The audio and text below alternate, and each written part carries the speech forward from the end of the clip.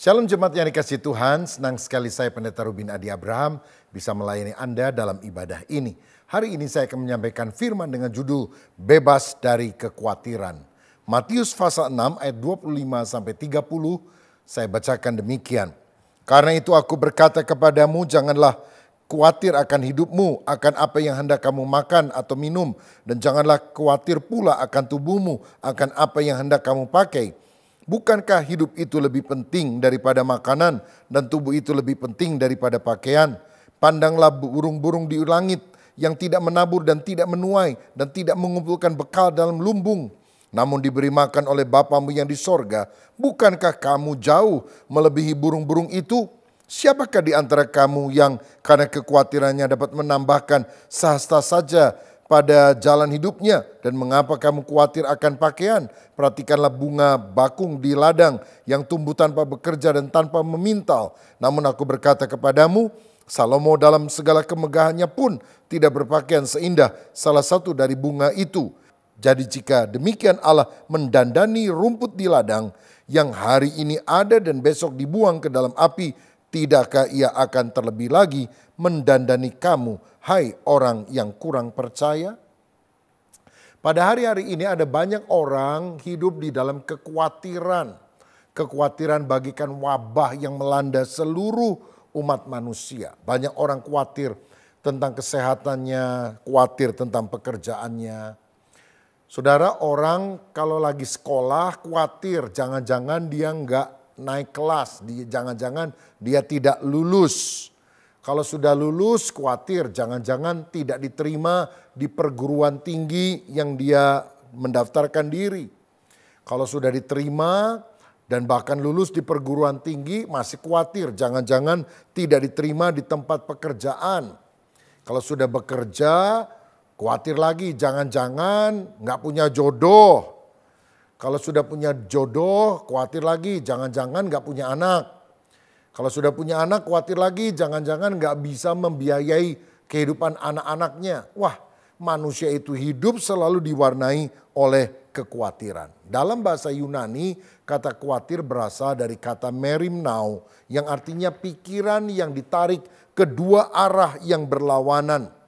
Satu arah menarik pada iman, satu arah yang berbeda menarik pada ketakutan. Sehingga akibatnya kita tercekik dan bisa mati di tengah. Nah, Yesus pada perikop ini memberikan 3 alasan mengapa sebetulnya kita tidak perlu khawatir. Yang pertama, kekhawatiran tidak berguna bahkan merugikan. Ayat 27 berkata, siapakah di antara kamu yang karena kekhawatirannya dapat menambahkan sehasta saja pada jalan hidupnya? Orang khawatir itu nggak ada hasilnya. Bukannya memperpanjang umur, tapi justru memperpendek umur. Tahukah saudara 60% orang yang terbaring di rumah sakit, terutama di Amerika Serikat, menderita psikosomatis. Tubuhnya sakit karena jiwanya yang tegang, jiwanya yang gelisah. Makanya orang akan lebih cepat mati, pendek umurnya kalau dia selalu khawatir dan gelisah. Orang yang khawatir, takut, gelisah bisa sakit mah, sakit jantung, darah tinggi. Saudara, karena kekhawatiran itu menggerogoti jiwa, bahkan tubuh manusia. Kekhawatiran sama sekali tidak berguna. Saudara, misalnya begini, kalau saudara bikin pesta yang datang banyak, lalu kita khawatir jangan-jangan makanan gak cukup. Apakah karena khawatir maka mie-nya tambah panjang, lalu kerupuknya tambah mekar? Kan tidak. Daripada khawatir lebih baik saudara berdoa. Doa itu lebih berguna. Doanya gimana? Ya Tuhan, lihatlah persediaan makanan terbatas tapi yang datang sangat banyak. Tolonglah supaya yang makan tidak rakus-rakus, supaya makanannya cukup. Nah, dengan demikian saudara, kita tidak lagi hidup di dalam kekhawatiran. Atau sebaliknya, kita mengundang orang banyak yang datang sedikit, kita khawatir lagi. Waduh, ini kemana makanan akan dibagi-bagi? Kan percuma sebetulnya, karena kita tidak bisa mengubah keadaan karena kekhawatiran tersebut. Tahukah saudara bahwa secara medis orang yang lebih optimis, tidak khawatir, itu punya potensi untuk hidup lebih panjang umur daripada orang yang pesimis. Orang yang suka tertawa, tersenyum, itu lebih sehat daripada orang yang cemberut. Karena Amsal 17 ayat 22 berkata, hati yang gembira adalah obat yang manjur, tapi semangat yang patah mengeringkan tulang. Tahukah saudara bahwa para ahli ilmu jiwa mengatakan 92% dari kekhawatiran kita tidak pernah terjadi. Sehingga kita akan membuang waktu kalau kita hidup dalam kekhawatiran. Saya ingat satu kali ada seorang nenek-nenek pasang undian berhadiah lalu dapat hadiah utama 1 miliar saudara. Tapi karena nenek ini sakit jantung dan dia belum tahu berita itu, maka anak cucunya kumpul. Gimana ya kalau dikasih tahu takutnya sakit jantung mati. Lalu seorang usul, kita panggil aja dokter pribadinya, biar dokter pribadinya yang menyampaikan. Oh, ide bagus juga kata yang lain. Ketika dokter pribadi dikasih tahu, dia yang ngomong sama nenek. Lalu dia bilang, "Nek, sehat, Nek?" "Sehat." "Jantungnya kuat?" "Kuat." "Nek, saya mau kasih kabar ya. Seandainya nenek ini pasang undian berhadiah lalu dapat hadiah utama 1 miliar. Kira-kira gimana menurut nenek?" "Ah, nggak mungkin." "Loh, seandainya mungkin gimana?" "Ah, saya sih pikir nggak mungkin," kata si nenek. "Tapi seandainya benar, saya kasih setengahnya buat kamu." "Ah, yang benar, Nek," kata dokter. "Iya, setengahnya 500 juta langsung saya kasih kepada kamu." Mendengar hal itu, pingsanlah dokter, lalu mati. Rupanya dokternya yang sakit jantung, saudara. Ini menunjukkan apa? Kekhawatiran itu tidak berguna. Karenanya seperti yang Yesus inginkan, jangan kita khawatir karena kekhawatiran itu merugikan kita. Yang kedua, mengapa kita tidak boleh khawatir? Karena kekhawatiran itu adalah ciri orang yang tidak beriman. Ayat 31 dan 32 berkata, sebab itu janganlah kamu khawatir dan berkata, apakah yang akan kami makan, apakah yang akan kami minum, apakah yang akan kami pakai. Semua itu dicari bangsa-bangsa yang tidak mengenal Allah. Akan tetapi Bapamu yang di sorga tahu bahwa kamu memerlukan semuanya itu. Saudara sekalian, kekhawatiran itu bertolak belakang dari iman. Ciri orang tidak beriman, khawatir. Ciri orang beriman, percaya kepada Tuhan yang bisa memeliharakan kehidupan kita. Kalau kita khawatir berarti kita tidak percaya kepada Allah yang penuh kasih dan sanggup memelihara. Bukankah Dia adalah Bapa? Waktu anak-anak saya masih kecil, saya yang membiayai semua kebutuhan mereka. Mereka mungkin tidak pernah pikir apakah hari ini ada makanan, ada pakaian, bisa sekolah atau tidak. Dia percaya saja papanya bisa menyediakan. Apalagi Bapa Sorgawi, Dia pasti akan menyiapkan apa yang dibutuhkan oleh anak-anaknya. Bapa Sorgawi adalah Bapa yang sangat bertanggung jawab. Bapa selalu merancangkan yang terbaik buat kita anak-anaknya. Karena itu kita tenang di dalam hadirat Tuhan. Menarik sekali kalau saya baca dalam Alkitab ada peristiwa dalam Kisah Rasul pasal 12. Petrus ditangkap oleh Raja Herodes dan besoknya akan dieksekusi. Mau dihukum mati setelah minta persetujuan orang banyak. Tapi apa yang dilakukan oleh Petrus ketika itu menjadi malam terakhir bagi hidupnya? Apakah dia gelisah? Waduh, ketakutan. Kisah 12 ayat 6 berkata, pada malam sebelum Herodes hendak menghadapkannya kepada orang banyak, Petrus tidur di antara 2 prajurit, terbelenggu dengan 2 rantai. Selain itu prajurit-prajurit pengawal sedang berkawal di muka pintu. Petrus tidur, saudara. Kalau saudara tahu besok engkau mati bisa tidur nggak malam ini? Kok Petrus bisa tidur? Dia percaya hidup mati ada di tangan Tuhan. Apalagi Tuhan pernah ngomong dalam Yohanes 21. Waktu kamu muda kamu bisa mengikat pinggangmu pergi kemana saja kamu mau. Tapi kalau kamu sudah tua orang akan mengikat tanganmu. Jadi Tuhan menyatakan bahwa Petrus akan mati. Tapi mati kapan? Waktu tua. Mungkin dia doa dulu sebelum tidur. Tuhan, saya kan masih muda. Saya belum tua. Jadi saya yakin saya besok belum mati. Saya percaya perkataan Tuhan. Jadi rileks, tidur. Pada masa kini ada banyak orang tidak bisa tidur malah. Gelisah, takut, khawatir dalam hidup ini. Ada seorang datang kepada dokter dan bilang, dokter kenapa saya nggak bisa tidur ya? Bisa kasih obat tidur nggak? Bisa. Tapi saya pakai terapi yang lain dulu ya, yang lebih alamiah. Coba kamu pulang ke rumah, lalu kamu pejamkan mata, pusatkan perhatian pada satu titik, lalu hitung pelan-pelan 1 sampai 10. Saya yakin sebelum sampai 10 kamu sudah tidur. Minggu depan orang ini datang lagi, dia bilang, dokter saya sudah coba, tapi tiap kali angka 8 saya langsung bangun. Jadi saya hitung nih, 1, 2, 3, 4, 5, udah ngantuk. 6, sangat ngantuk. 7, lebih ngantuk. 8, bangun. Saya ulang dari awal, bangun terus tiap 8. Dokternya yang bingung, kenapa ya kok bisa begitu? Profesi kamu apa? Oh saya petinju dokter. Oh pantesan, karena petinju kalau udah 8 gak bangun, maka dia dianggap knock out, saudara sekalian. Nah berapa banyak orang khawatir dan takut dalam kehidupan ini. Saya mau katakan kalau engkau menghadapi tantangan, begini rumusnya. Kalau saudara bisa pikirkan dengan sekuat tenaga dan pikiranmu. Kalau saudara bisa selesaikan semampu saudara. Tapi lebih daripada itu, yang kita tidak bisa tangani, serahkan kepada Tuhan. Berdoa karena Tuhan masih mampu mengerjakan bagiannya untuk mendatangkan mujizat. 1 Petrus 5 ayat 7 berkata, serahkanlah segala kekhawatiranmu kepadanya sebab ia yang memelihara kamu.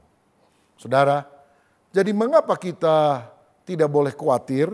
Yang pertama tadi, karena kekhawatiran itu tidak berguna bahkan merugikan. Kedua, kekhawatiran adalah ciri orang tidak beriman. Yang ketiga, kenapa kita tidak boleh khawatir? Karena Allah tidak ingin kita khawatir. Ayat 25 tadi berkata, karena itu aku berkata kepadamu, janganlah khawatir akan hidupmu, akan apa yang hendak kamu makan atau minum. Janganlah khawatir pula akan tubuhmu, akan apa yang hendak kamu pakai. Bukankah hidup itu lebih penting daripada makanan dan tubuh itu lebih penting daripada pakaian? Saudara, mengapa kita tidak boleh khawatir? Tuhan tidak mau saudara khawatir. Karena apa? Karena Allah yang memberi saudara hidup pasti akan memberikan kepada saudara hal-hal lain untuk menunjang kehidupan tersebut. Allah yang memberi hidup pasti akan memberi makanan, memberi pakaian, memberi rumah untuk kita bisa mempertahankan kehidupan itu sendiri. Lagi pula Roma 8 ayat 32 berkata, Ia Allah yang tidak menyayangkan anaknya sendiri, tetapi yang menyerahkannya bagi kita semua, bagaimanakah mungkin ia tidak mengaruniakan segala sesuatu kepada kita bersama-sama dengan dia. Artinya, Bapa rela mengorbankan Yesus untuk mati di salib untuk menyelamatkan kita. Mati aja rela, masa memberkati saudara, mencukupkan kebutuhan saudara. Dia tidak rela, pasti dia akan rela.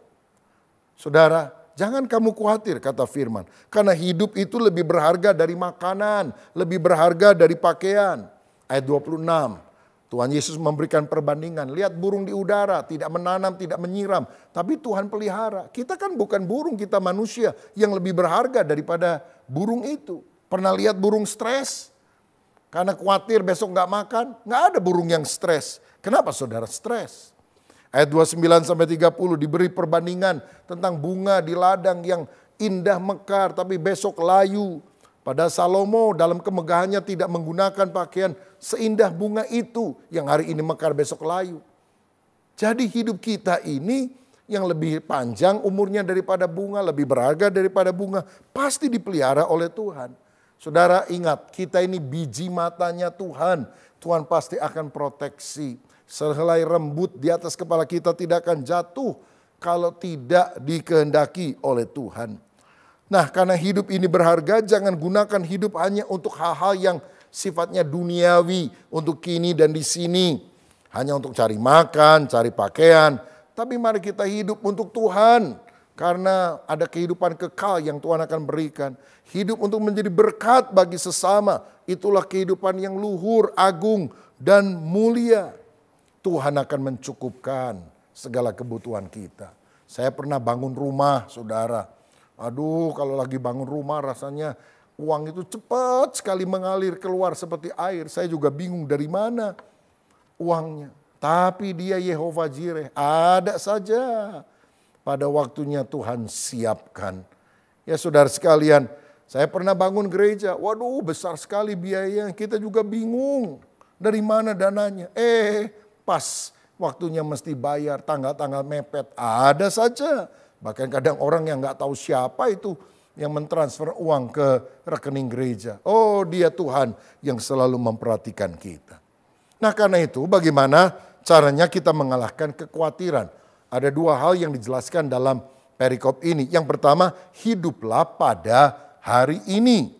Matius 6 ayat 34, sebab itu janganlah kamu khawatir akan hari besok, karena hari besok mempunyai kesusahannya sendiri, kesusahan sehari cukuplah untuk sehari. Saudara, Tuhan mengajar untuk kita tidak khawatir akan hari esok, tapi gunakan hari ini. Berapa banyak orang gelisah tidak bahagia karena dihantui kegagalan masa lalu dan kekhawatiran untuk hal yang akan datang. Padahal seharusnya kita menggunakan hari ini dengan bijaksana. Besok bukan punya kita. Anugerah yang Tuhan berikan kepada kita adalah today. Gunakan hari ini. Yang penting hari ini. Urus hari ini. Kerjakan sesuatu yang berarti hari ini. Ibrani 4 ayat 7 berkata pada hari ini. Jika engkau mendengar suara Tuhan, jangan keraskan hatimu. Ada ungkapan yang berkata, don't put off till tomorrow what you can do today. Jangan tunda sampai besok apa yang saudara bisa lakukan hari ini. Karena jalan yang bernama besok akan membawa saudara ke sebuah kota yang bernama tidak pernah. Jadi jangan suka menunda-nunda. Kalau saudara ingin mengasihi Tuhan dan sesama hari ini. Kalau saudara mau bekerja dengan rajin hari ini. Kalau saudara berdosa dan ingin bertobat jangan bilang besok, hari ini. Saya ingat satu kali ada orang bikin warung ya ceritanya. Lalu dia pasang pelang gede-gede. Hari ini bayar, besok gratis. Ada orang mau beli, wah hari ini bayar, besok gratis. Ah udah besok aja dah. Lalu besoknya dia datang, saudara makan. Dan setelah selesai dia langsung mau keluar. Ditagih sama yang punya restoran. Lalu dia bilang, saya kemarin lihat hari ini bayar, besok gratis. Kan sekarang saya datang nih, udah besoknya. Lihat lagi. Tulisannya masih tetap sama. Hari ini bayar, besok gratis. Saudara sekalian, artinya hari itu ya orang itu mesti bayar. Karena besok itu bukan punya kita. Hari inilah yang kita harus gunakan dengan sebaik-baiknya. Hiduplah pada hari ini. One day at a time ya. Pokoknya selesaikan masalah hari ini. Kalau belum selesai udah tidur. Besok kita kerjakan lagi. Yang kedua, bagaimana supaya kita lepas dari kekhawatiran? Hiduplah bagi kerajaan Allah. Ayat 33. Tetapi carilah dahulu kerajaan Allah dan kebenarannya, maka semuanya itu akan ditambahkan kepadamu. Utamakan Tuhan. Cari dulu kerajaan Allah. Jadikan Yesus sebagai Raja. Hidup di dalam kebenaran. Yang lain kebutuhan sandang, pangan, papan. Nanti Tuhan akan siapkan bagi saudara. Senada dengan itu Kolose 3 ayat 1 dan 2 juga berkata. Karena itu kalau kamu dibangkitkan bersama dengan Kristus, carilah perkara yang di atas, di mana Kristus ada, duduk di sebelah kanan Allah. Pikirkanlah perkara yang di atas, bukan yang di bumi. Jangan hanya memikirkan hal-hal yang fana dan sementara, tapi hal-hal yang kekal dan abadi, perkara-perkara di atas, perkara ilahi. Saudara, pikirkanlah pekerjaan Tuhan, dan Tuhan akan memikirkan pekerjaan saudara. Pikirkanlah rumah Tuhan dan Tuhan akan memikirkan rumah tangga saudara. Hidup bagi Tuhan, utamakan Dia. Kalau saudara melayani Tuhan, mengutamakan Tuhan, Allah tidak pernah berhutang. Saudara ingat dalam Lukas 5, Simon Petrus menangkap ikan, gagal sepanjang malam gak dapat apa-apa. Lagi kondisi seperti itu Yesus malah datang. Minjem perahunya supaya dia bisa mengajar orang banyak. Tapi Simon mengutamakan Tuhan. Silakan Tuhan, saudara-saudara. Dan karena dia mengutamakan Tuhan, setelah selesai khotbah, Yesus berkata, ayo Simon tolakkan perahumu ke tempat yang dalam, tebarkan jala untuk menangkap ikan. Dan waktu dia melakukan itu, ikan yang sangat banyak dia bisa tangkap. Bahkan dia mesti minta tolong nelayan yang lain, teman-temannya, untuk berbagi. Kalau tidak perahunya akan tenggelam. Ini berkat yang melimpah yang Tuhan berikan. Kalau apa? Kalau kita mengutamakan Tuhan. Mazmur 127 berkata, jikalau bukan Tuhan membangun rumah, sia-sialah usaha orang membangunnya. Jikalau bukan Tuhan mengawal kota, sia-sialah pengawal berjaga-jaga. Tapi kalau Tuhan sudah memberkati, lagi tidur pun berkat itu akan dicurahkan di dalam kehidupan kita. Berkat Tuhanlah yang menjadikan kaya, susah payah tidak akan menambahinya. Kalau Tuhan menutup pintu berkat, nggak ada yang bisa buka. Tapi kalau Tuhan buka pintu berkat, tidak akan ada yang bisa menutupnya. Karena itu andalkanlah Dia. Amsal 3 ayat 5, percayalah kepada Tuhan dengan segenap hatimu dan janganlah bersandar kepada pengertianmu sendiri. Andalkan Tuhan, nomor satukan Tuhan. Saya ingat ada seorang pengusaha di Jepara, anak Tuhan, cinta Tuhan. Senin sampai Sabtu dia kerja, punya perusahaan, punya toko kayu ukiran yang terkenal. Tapi hari Minggu dia tutup, dia pelayanan, saudara. Nah, satu kali pada hari Minggu ada pegawainya yang datang bilang, Pak, ada orang dari luar kota nggak tahu bahwa kita tutup hari Minggu. Dia ingin transaksi, katanya sih mau borong banyak, ya mau lihat-lihat dulu dan sebagainya. Ini anak Tuhan bilang, wah saya kan lagi pelayanan di gereja, belum selesai, ini masih habis kebaktian, nanti ada rapat, mesti latihan ini dan itu. Suruh aja orangnya nginep dulu kek atau gimana, besok pagi lah kita layani. Wah nanti dia pindah loh Pak, kan ada toko lain yang hari Minggu juga tetap buka. Ya kalau memang maunya demikian silahkanlah, saya tetap hari Minggu harinya Tuhan. Saudara, kelihatannya bodoh kan cara manusia, nanti saingannya mendapatkan untung. Tapi enggak, ini orang tetap diberkati Tuhan, saudara. Dan akhirnya mungkin hari Minggu itu orang tersebut nyari-nyari tapi enggak ada yang cocok. Seninnya juga tetap datang dan transaksi bisa deal dengan anak Tuhan ini. Pokoknya kalau kita mengutamakan Tuhan, mata Tuhan kan melihat, berkat kan dari Tuhan. Saudara mau usaha banting tulang peras keringat, kalau Tuhan tidak memberikan berkat, tertutup pintunya. Tapi kalau Tuhan sudah membuka pintu berkat, mengalir berkatnya. Jadi apapun tantangan yang saudara hadapi pada hari-hari ini, janganlah khawatir. Serahkan hidupmu kepada Tuhan. Lakukan bagianmu dengan segenap hati. Seperti Agustinus pernah berkata, bekerjalah seakan-akan segalanya bergantung kepada Anda. Tapi berdoalah seakan-akan segalanya bergantung kepada Allah. Saudara harus berdoa, minta berkat Tuhan. Tapi saudara juga harus melakukan bagianmu. Bekerja dengan rajin. Dan selebihnya, biarlah Tuhan akan memberkati kita. Jangan kita khawatir, tapi mari kita percaya kepada Bapa yang memelihara kita. Tuhan Yesus memberkati. Mari kita berdoa bersama-sama. Kalau ada di antara saudara yang hari ini sedang ada dalam pergumulan, saya mau berdoa supaya Tuhan memberikan jamahan kepada saudara. Bapa Surgawi, hamba berdoa untuk setiap anak-anakmu yang hari ini datang dengan pergumulan dan beban, apapun yang menjadi masalah dan kekhawatiran kami. Kami berdoa dalam nama Yesus, berikan kami keteduhan hati, karena kami tahu Tuhan melihat, Tuhan duduk di atas tahta, dan Tuhan mengatur semuanya. Dan biarlah kami percaya bahwa Engkau Allah yang selalu memperhatikan dan memberikan kemenangan kepada kami. Biar kami hidup pada hari ini, biar kami hidup untuk kemuliaan Tuhan, menomorsatukan Tuhan. Dalam nama Yesus kami berdoa dan mengucap syukur. Haleluya. Amin. Tuhan Yesus memberkati.